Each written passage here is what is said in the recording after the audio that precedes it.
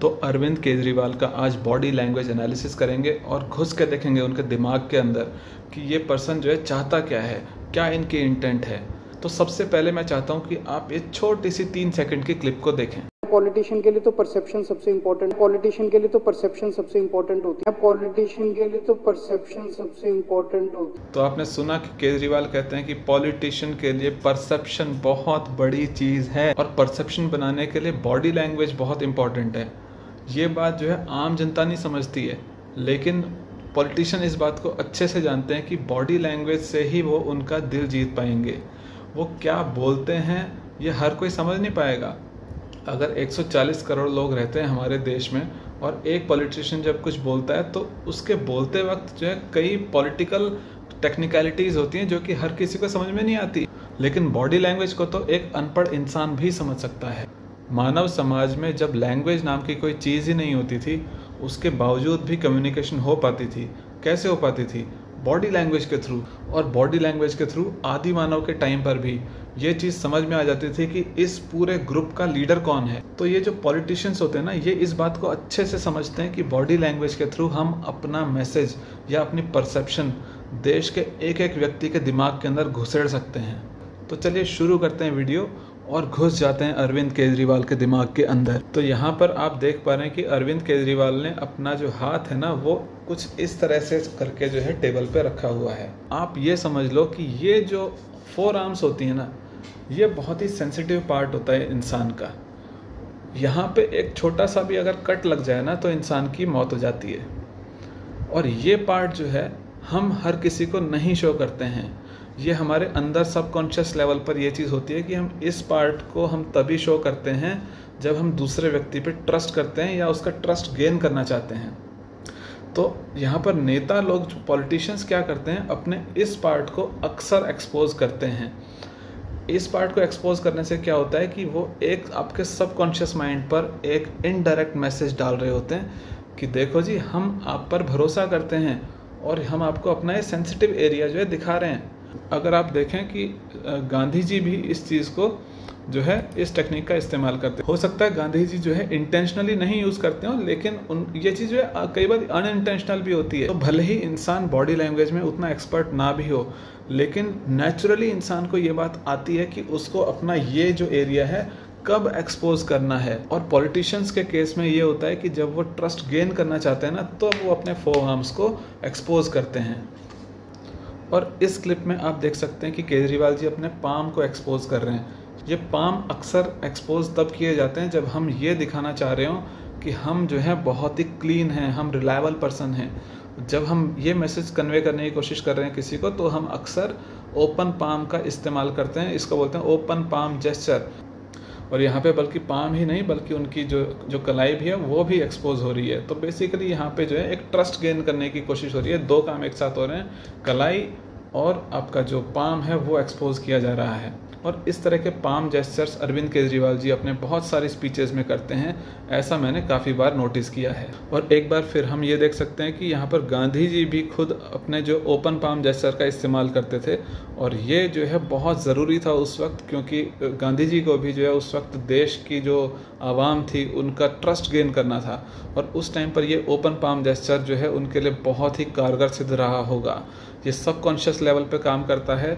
अगर आप कोई ऐसे पूछे इसमें लॉजिक ढूंढने की कोशिश करे तो उसको लॉजिक इस तरह से नहीं बताया जा सकता, लेकिन बॉडी लैंग्वेज इसी तरह से काम करती है। और बॉडी लैंग्वेज जो है इसी तरह से काम करती है। इसमें आप अगर तर्क ढूंढने की कोशिश करेंगे, तर्क नहीं मिलेगा, लेकिन ओपन पाम जब की जाती है तो यही बताने की कोशिश की जाती है कि भाई मेरे हाथ में कोई वेपन नहीं है, मैं अब जो बोलता हूँ बिल्कुल सच्चाई से बोलता हूँ। और इस क्लिप में अरविंद केजरीवाल जी बहुत ही क्लियरली ये बताने की कोशिश कर रहे हैं कि मैं जो कुछ भी बोलता हूँ अपने दिल से बोलता हूँ। वैसे ये बात जो है बच्चा बच्चा जानता है कि पॉलिटिशियंस कभी भी कोई बात दिल से नहीं बोल रहे होते हैं। वो हर चीज़ उनकी पॉलिटिकली मोटिवेटेड होती है।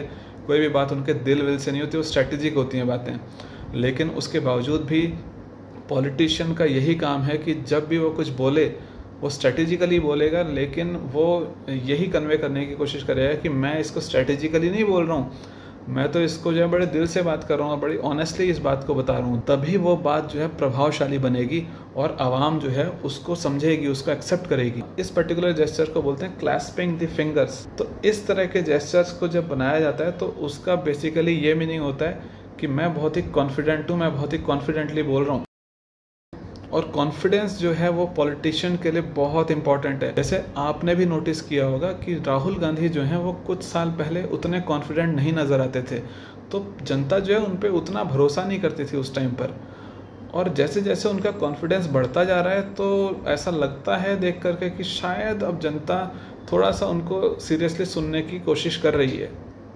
तो बेसिकली जो पॉइंट जो है ना वो यही है कि पॉलिटिशियन के लिए जो है कॉन्फिडेंस बहुत इंपॉर्टेंट। तो यहाँ पर जो जेस्चर बनाया जा रहा है केजरीवाल जी के द्वारा वो जो है कॉन्फिडेंस को शो करता है। ये एक टिपिकल जेस्चर है, टिपिकल लीडरशिप का जेस्चर है। ये जेस्चर कोई भी जो है जो फॉलोवर होता है ना वो कभी भी इस जेस्चर को नहीं बना सकता, उसमें वो दम ही नहीं होता कि वो इस तरह के जेस्चर को बनाए। ये तो एक ट्रेडमार्क जेस्चर होता है जो कि एक लीडर ही बनाता है इस जेस्चर को। वो एक तरह से अपना इस जेस्चर में अपना कॉन्फिडेंस भी दिखा रहा है और इस जेस्चर में वो ये भी बता रहा है कि मैं एक डिसीजन मेकर हूँ, जो बोल देता हूँ वो एक तरह से पत्थर की लकीर हो गया है। लेकिन अगर कोई पर्सन फिंगर को ऊपर की जगह अगर सामने की तरफ को पॉइंट कर दे तो उसका मतलब ये होता है कि मेरे अंदर पावर है और मैंने अपना जो टारगेट है ना वो सेट कर लिया है और आप लोग मेरे टारगेट पे हो।